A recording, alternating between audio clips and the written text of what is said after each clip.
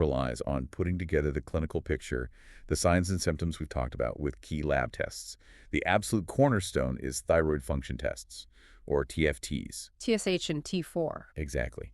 In primary hypothyroidism, the most common type, you'll typically see a high TSH level and a low level of free T4. The pituitary is shouting high TSH, but the thyroid isn't responding.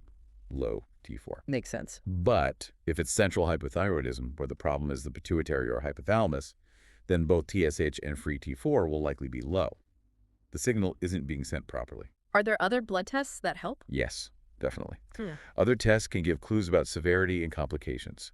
Hypernatremia, low sodium is pretty common, partly because of that SIDH effect. Right, holding too much water. Yep. Hypoglycemia, low blood sugar can show up too. You might also see high cholesterol levels, hypercholesterolemia, and sometimes elevated CPK levels. That's an enzyme from muscle breakdown, which can happen in severe hypothyroidism. What about things like imaging or other tests? An ECG, the heart tracing, can show that slow heart rate, sinus bradycardia.